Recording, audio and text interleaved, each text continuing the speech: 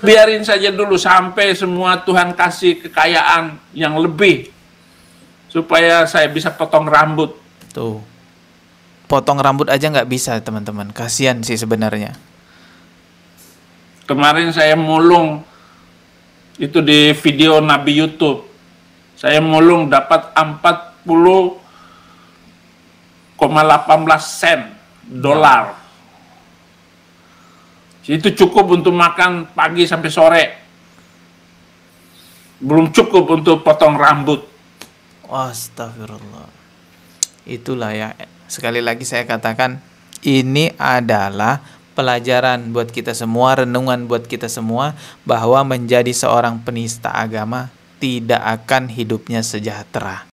Assalamualaikum warahmatullahi wabarakatuh. Kali ini saya kembali lagi ingin memperlihatkan kepada teman-teman semua betapa sengsaranya hidup seorang penista agama, yaitu Saifuddin Ibrahim. Ini menjadi pelajaran buat kita semua teman-teman, bahwa tidak ada orang yang hidup sejahtera dengan profesi penista agama Islam. Apalagi penista agama seperti Saifuddin Ibrahim. Wow, parah banget ya. Dari judul-judul videonya aja nih kita lihat, oh ini penghinaan yang sangat luar biasa jahatnya kepada Rasulullah, kepada kekasih Allah.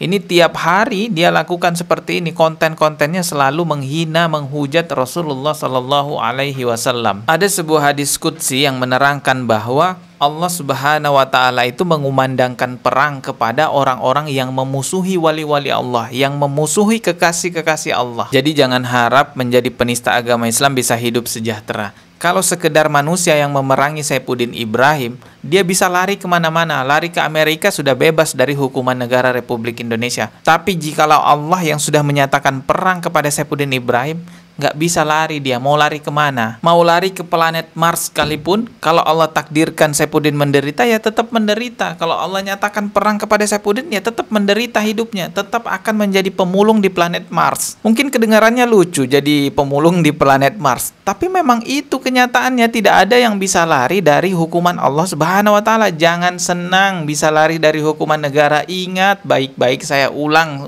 terus, bahwa nggak ada yang bisa lari dari hukuman Allah Subhanahu Wa Taala. Bukan masalah profesi pemulungnya ya, itu nggak ada masalah dengan profesi pemulungnya. Jauh lebih baik menjadi seorang pemulung daripada menjadi seorang penista agama. Saya pun punya kenalan pemulung, punya kenalan tukang beca. Mereka hidupnya sejahtera. Secara akal kita melihat, oh ini nggak cukup rezekinya. Tapi kenyataannya hidupnya berkecukupan, senang-senang aja, senyum tiap hari. Bahkan ketika saya tanya, Pak sudah berkeluarga? Saya tanya kepada bapak-bapak pemulung itu, beliau menjawab, sudah, saya udah punya anak, bahkan anaknya disekolahkan, ada yang sudah dikuliahkan, sejahtera hidupnya, berkecukupan. Yang lebih luar biasanya lagi, bapak itu setiap mulung, kerja mulung di pinggir jalan gitu ya, cari-cari barang bekas, beliau membawa baju bersih, baju ganti untuk bisa sholat 5 waktu berjamaah di masjid. Masya Allah. Allah Subhanahu Wa Taala memang sudah berjanji di dalam Al-Quran, barang siapa bertakwa kepada Allah, niscaya Allah akan mencukupkan keperluannya. Itu janji Allah, dan Allah tidak akan mengingkari janjinya. Jadi bukan masalah profesi pemulung atau bukan. Profesinya apa aja, kalau kita bertakwa kepada Allah, dekat kepada Allah,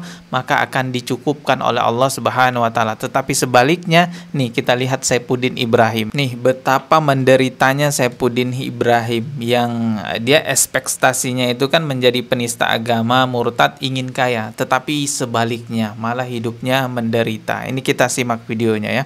Dia cukur rambut aja nggak mampu. Biarin saja dulu sampai semua Tuhan kasih kekayaan yang lebih supaya saya bisa potong rambut. Tuh, potong rambut aja nggak bisa teman-teman. Kasian sih sebenarnya. Kemarin saya mulung itu di video Nabi YouTube. Saya mulung dapat 40,18 sen dolar. Itu cukup untuk makan pagi sampai sore. Belum cukup untuk potong rambut.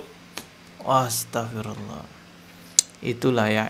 Sekali lagi saya katakan, ini adalah pelajaran buat kita semua, renungan buat kita semua, bahwa menjadi seorang penista agama tidak akan hidupnya sejahtera. Saifuddin, usia sudah semakin berkurang, dosa semakin bertambah, hidup menderita serba kekurangan, cukur rambut aja nggak bisa, padahal udah kerja keras itu menjadi seorang pemulung. Susah loh jadi seorang pemulung itu, apalagi di negeri orang. Kalau sudah sedemikian rupa Allah mengingatkan masih belum sadar juga Saifuddin. La ilaha illallah, dengan cara apa lagi harus mengingatkan Saifuddin Ibrahim? Tapi Saifuddin Ibrahim ini salah satu harapannya itu ya donasi-donasi teman-teman. Bahkan sampai pernah bilang dia akan cukur rambut kalau ada yang mendonasikan nih. Ini kita dengerin lagi ya. Ini melas banget sih. Donasi. Ini yang saya suka ini. Saya akan potong rambut saya kalau donasinya ya untuk rambut ini di sini hanya $20.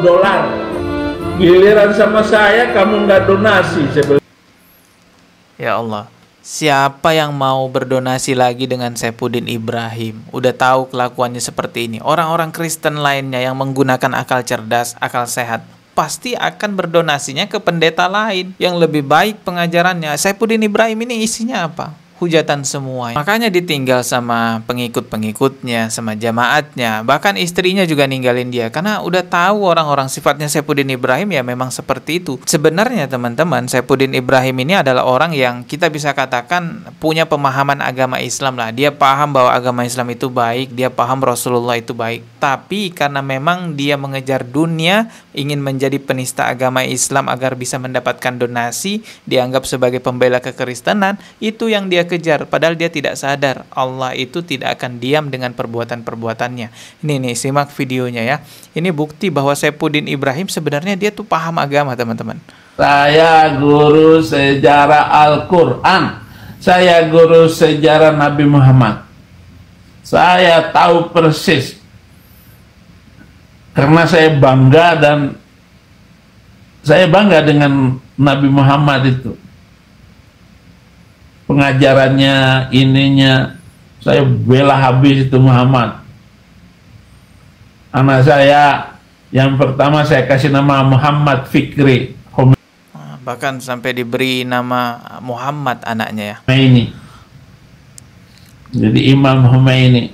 Yang kedua Saddam Hussein. Yang ketiga Muammar Gaddafi. Karena saya senang ketokohan, nama-nama tokoh itu. Kemudian putri saya kasih nama Golda Meir, Perdana Menteri Israel yang paling ditakuti seluruh Arab. Saya tulis, saya kasih nama kayak begitu itu. Karena saya roh kepahlawanannya itu pokoknya membela itu nggak ada takut-takutnya. Tuh. Jadi sebenarnya Saifuddin Ibrahim ini adalah orang yang paham agama Islam ya, sedikit banyak dia tahulah agama Islam itu baik teman-teman, tidak ada celah keburukan.